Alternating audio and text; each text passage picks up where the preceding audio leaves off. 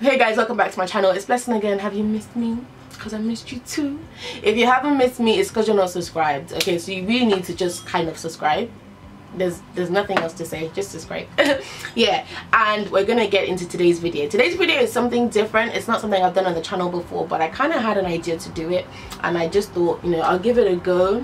And if you guys like it, if it's something you want to see more of, let me know, and I'm gonna make it into a series. Basically what I do is I read a lot of devotionals, especially on like apps. Whenever I read something that's like, wow, like that really hit me, I screenshot it. All of the things that I screenshot, I write in this book. So it's kind of like my book of knowledge, basically. So what I thought we could do is break bread together. In each episode, I will read 10 of the things that I found interesting, and then I'll kind of just talk about it, and I will invite you guys to also comment down below and tell me what you think about it. Tell me if you agree. So let's start. I'm so excited. Okay, so we're gonna just start from the beginning. So today's Bible verse is Romans 8:28, and it says, "And we know that to them that love God, all things work together for good, even to them that are called according to his purpose." And I really like that Bible verse, because I feel like it's so hard to be a Christian. Okay, being a Christian is not easy. It is very difficult, and you go through so many things in life, and you sacrifice so many things in life, and you have to deliberately like ostracize yourself and kind of exclude yourself from so many things that seem fun or seem good because you're a Christian. And I think it's so helpful once in a while, especially when you come across something in the Bible that says, you know, we know, like, we're not guessing, it's not an opinion, we know that to them that love God, all things work together for good. And this verse so encourages me, because I know that no matter what I'm going through, no matter how dark it looks, no matter how sad I am, all things will, I know it, will work together for my good, you know, even to them that are called according to his purpose. So if God has called me according to his purpose and I love him, all things will work. All things, not some things, not a bit. Everything will work for my good. There's like, I don't even know what, there's nothing else to say besides that. Like, if you love God, whatever is going on, it will work out for good. That's why I made a note of that verse. Another one, this one says, "We have one set of convictions about ourselves, and God has another. We look at our past filled with failure and shame, and he looks at who we are with love and compassion." And I found that so beautiful, because it's true.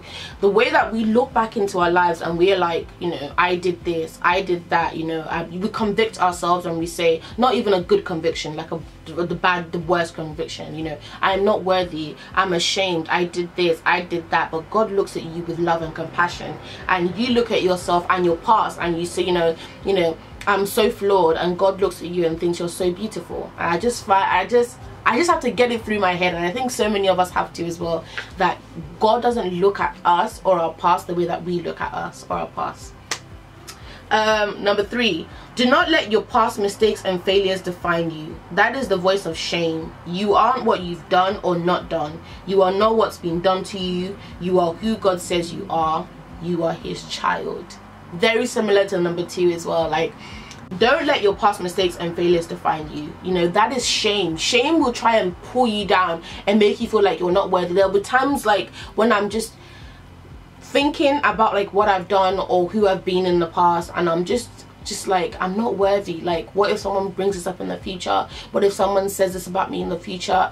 And then like the Spirit says to me, then you'll stand up and you will own your past, and you will celebrate the fact that God has forgiven you for it. Like, that is shame, and shame has no place in the heart of a believer. We're not to be shamed. We're not to be ashamed of our past, because God has come and he has taken that away from you.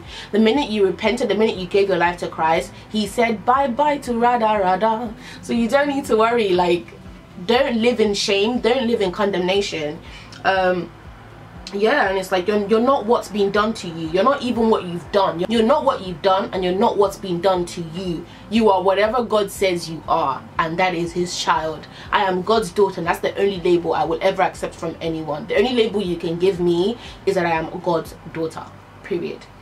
Number 4, so this one is like an acronym. It says HWLW, his word, the last word. And it says, let the last prevailing thought on your conscious mind before you sleep be God's word. and it's just kind of a reminder to myself that I need to always be stuck in the word of God, and before I go to bed I need to absorb something from God. If it's not going to be from the Bible, it needs to be in prayer. Like God needs to speak to me before I go to bed. Number 5, just because you feel an emotion does not mean the thought behind it is true. That is true. Sometimes you're kind of similar to what I was saying about condemnation. Sometimes your emotions will occur because of something you've been thinking about. So maybe you've been thinking about what you did in the past and you're feeling full of shame, or you're feeling God doesn't love me, or you're thinking I'm not enough for God, and that's wrong. That thought is wrong. So the emotion of shame that you now feel is also wrong. Just throw the whole thing away. The emotion, the thought, all of it, throw it away. Just because you feel a certain way doesn't mean the reason why you feel like it is true. Do you know what I mean? 1 Peter 5:7, casting all your anxiety upon him because he cares for you. And I don't even need to explain that one. It's like whatever you're going through, whatever you're feeling like, oh God, this is on top of me, I cannot breathe, cast it onto God because he cares for you. I feel like these things are beautiful to hear, and I think we need to remind ourselves of them daily. God cares for you, period. That's it. There's nothing else to say. Another one, you are not alone, you are not abandoned. Some people may leave you, but God will never leave you. God is with you even during times of affliction. If God is for you, then who or what can be against you? I promise you, guys, I actually promise you, you are never alone. You are never abandoned. Even if people physically leave your life, first of all, there's people out there who will be there for you. You need to find, you might need to search it. Listen, I'm here, I'm your girl, you've got me, okay? If you're ever going through anything, honestly reach out to me, DM me, email me, Instagram me, follow me on Twitter, and I don't care. You're never alone. I am here. But even more than me, because I'm human and I can just go and fall by the wayside like that, you know. Even if I'm not here, God is here. You are never alone because God has got you. Even during the hardest times, when you feel the most alone, I promise you, God is literally outside knocking. He's knocking on the door. Go and answer. Yeah, if God is for you, doesn't matter what anybody else does to you. And we'll do one more. It says, if you are a real Christian and believe the Bible, then you will know that God is in control of all circumstances that surround your life, and there are no accidents in the life of a believer. Right? So if you're a true Christian, as in you truly believe, and you truly believe the Bible and what it says, and you will know that God is in control and there are no accidents. If something is happening right now and you can't understand, you don't get it, you don't know what's going on, God is in control. Nothing happens by accident, not on God's watch. Not on God. If he's watching, it's not by accident. He knows it's happening and he will come through, and he is in control. Okay, I'm gonna end it there, guys. I actually quite enjoyed that. I hope you enjoyed it as well. I hope you liked it. If you liked it, please let me know that you like it. Please let me know that you want to see more. I'm thinking maybe we could be doing it once a month, twice a month. It really depends on how you guys feel. If you want to see it, just let me know down below. Talk to me, let me know what you think of the verses. Did any of them speak to you? Did any of them inspire you? Is there one that you're like, yes, but also you want to tell me more about it, or you want to share?